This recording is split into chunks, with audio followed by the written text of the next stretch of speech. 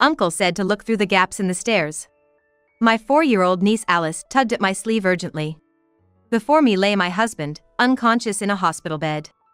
A week ago, he was stabbed during a break-in at home, and the perpetrator is still at large. After returning home, I remembered Alice's strange words and checked the stairs. There, in a small gap, I found something blood-stained and tiny. I shivered in shock. Could it be? The thought of an unexpected person being the culprit filled me with fear. Working in human resources at a real estate company, I had married Theo, a salesman, last year after a workplace romance. We were both 25, a bit young for marriage, but our motto was we want kids as soon as possible. This was partly because I adored my niece Alice, who was in preschool. Watching her laugh and pout, I often imagined us as parents. Alice had a mysterious gift. "Aunt Riley, your ring is on the bookshelf," she would say, accurately predicting the location of lost items. Not just once, but many times. My sister often said, "When in trouble, ask Alice, and something good happens." Kids are said to see ghosts, but maybe there's something to it. Maybe our future child will have a special power too. I dreamt of a family with children. However, our newlywed life wasn't smooth.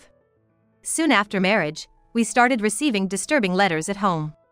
Addressed to Theo, they contained chilling messages like "break up, I'll get you." Theo reassured me, saying it was just a cruel prank and reported it to the police. The sender was unknown, and we lived in unease. Then, one day at work, Theo's colleague from the sales department, Jacob, came to my office. He handed me a piece of paper. On it were the same words as those found in the strange letters that had been arriving at our home: "Disappear and you're a nuisance." I gasped in fear. Jacob looked serious and said, "It was on Jacob's desk. He's a rising star in sales, so he has enemies. This is troubling." Crushing the paper, he smiled kindly. "I've known Jacob since we started here. If you need anything, just ask." I had no idea Jacob was in such a situation. But it's reassuring to know that he's on my side. My sister was also worried and visited often. Despite the scary letters, with support from those around us, I was determined to stand by Jacob. Little did I know what was to come. "Riley! Theo is unconscious! Come back home immediately!" I received this call from my sister while attending a friend's wedding. It was a Saturday, and Theo was supposed to be working and then home alone. Stabbed during a break-in? I couldn't believe my sister's words. But arriving at the hospital, I found Theo pale and motionless in bed. "Theo! Theo! This can't be happening! Wake up!" I cried, holding his hand, but he didn't move. Only the beeping of machines filled the room. Why did this have to happen? I broke down in tears, and my sister, who had been waiting in the hospital room, comforted me. According to the police, my neighbor had found Jacob, my husband, stabbed and collapsed at home. Apparently, the neighbor, who usually rudely opens our front door without asking, had come to bring the neighborhood newsletter. But this time, it was a blessing in disguise as it led to the early discovery of my husband. There had been a spate of burglaries in the area, so the police suspected it might be the work of the same culprit. "No! It must be the person who's been sending those harassing letters. I told the police about it, remember?" I frantically explained to my sister about the letters and the situation at work. But she cut me off. "Leave the police explanation to me. You should rest, Riley. If only I hadn't gone to that wedding, maybe my husband would have been safe." The regret was unbearable. Despite my fervent hopes for his recovery, a week after the incident, Theo still hadn't regained consciousness. And the police had no leads on the perpetrator. "Theo, our anniversary is coming up soon. Where do you want to go?" I asked my husband, who was connected to numerous tubes in the hospital, but he never responded. No matter how much I tried to hold back, tears kept flowing endlessly. It's hard to cheer up, isn't it?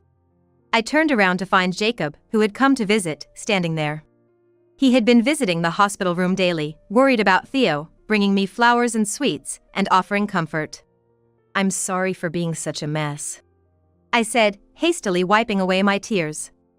Jacob assured me, "Don't worry about it," and stayed by my side. Then, a young, innocent voice came from behind. "Aunt Riley, who is this man?" I turned to see my niece Alice tilting her head in curiosity. This was her first time visiting the hospital. Alice. It's not. Who is this man? Scolded my sister, then bowed to Jacob, apologizing, sorry for intruding. Are you family? Then I'll leave for today, he said, greeting to my sister before leaving the flowers and exiting. Sorry for coming so suddenly. Alice just insisted on visiting. My sister apologized with her hands together, but Alice, undeterred, walked up to Theo's bedside and stared intently at his face. Uncle said to look under the stairs. There's a company budgie down there, she suddenly blurted out. I was puzzled by her mysterious words. A company budgie under the stairs? But my sister insisted, there's something to what this child says. You should check it out. As visiting hours at the hospital ended, my sister drove me home. As we said goodbye, she told me, call if you need anything, and left. But is there really a gap under the stairs? I wondered, unlocking the front door and heading to the stairs. On the day of the incident, Theo had been found bloodied and collapsed on the stairs. The police had collected evidence, and the area had been cleaned, leaving it spotless. Wait, there's a gap at the edge of the bottom stair.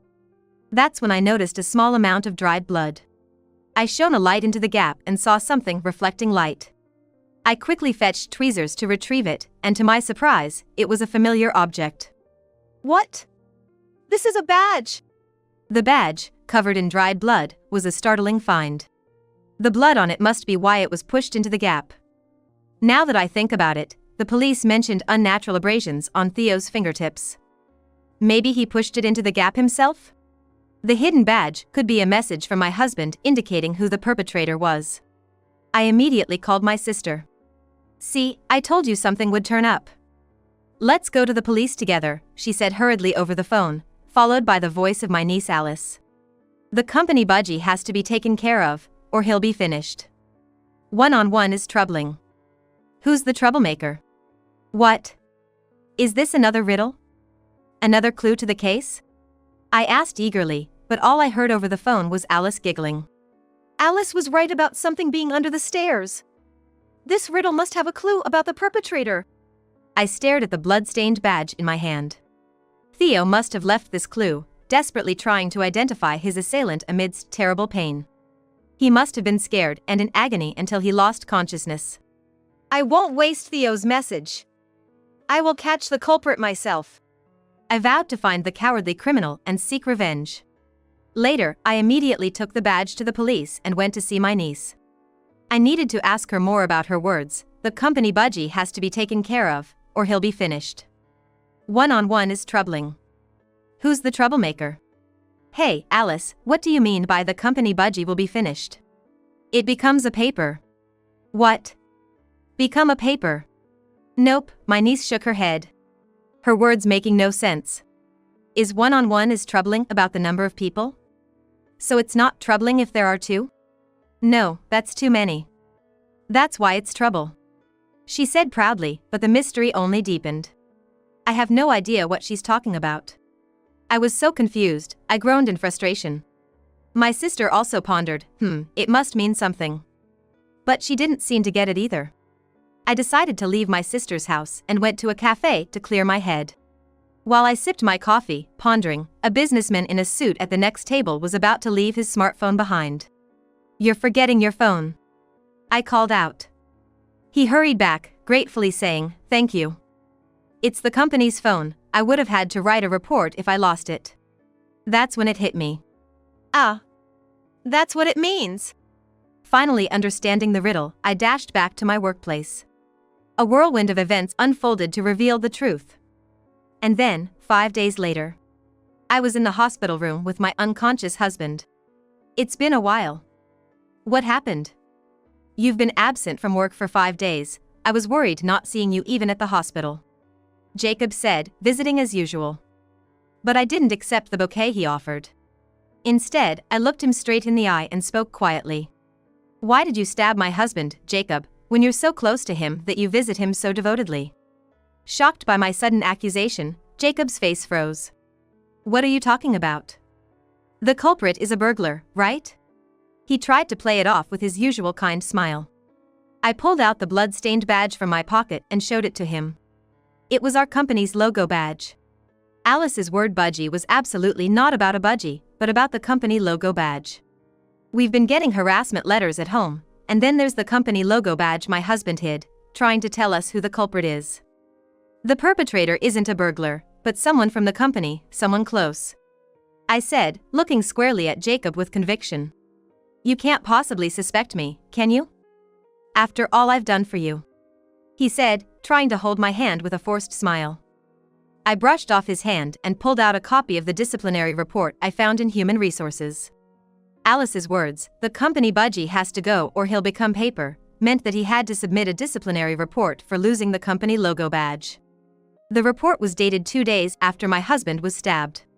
It could be Theo's company badge. His badge was safely at home. I retorted, instantly dismissing his weak excuse, and Jacob bit his lip in frustration. However, he didn't give up. You're just upset because Theo was stabbed. Don't worry, I'll be here for you now.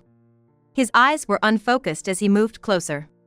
I sidestepped him and pulled out some documents from my bag. They were records from the dash cam of the company car he always used.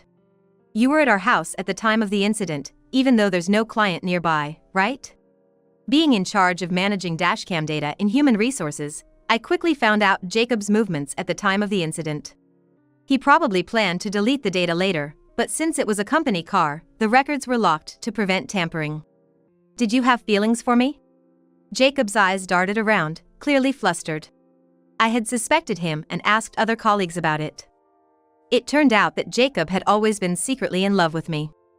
Furthermore, he resented the fact that my husband had beaten him to proposing to me.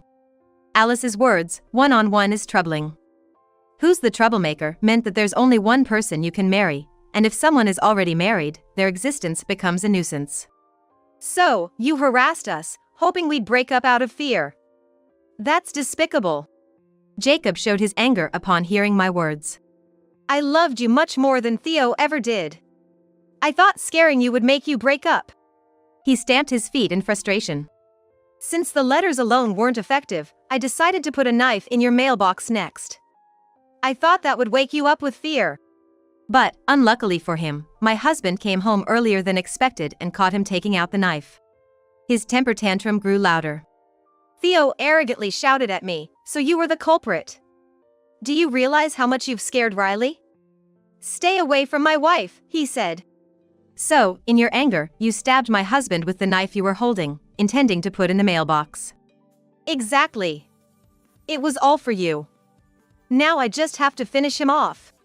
Jacob, now defiant, rushed towards the bed to strangle Theo.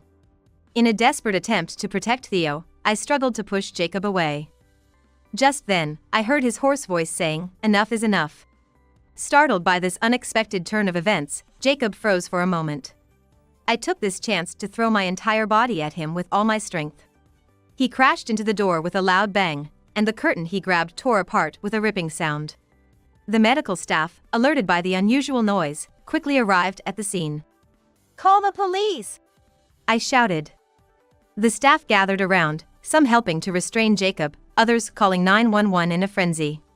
Later, as the police arrived and I explained the situation, handing over Jacob, he cried out in a half-sob. I was so close to happiness. What nonsense are you spouting? I never had any intention of being with you. I glared at Jacob and pushed him away firmly. I always loved you. I loved you so much.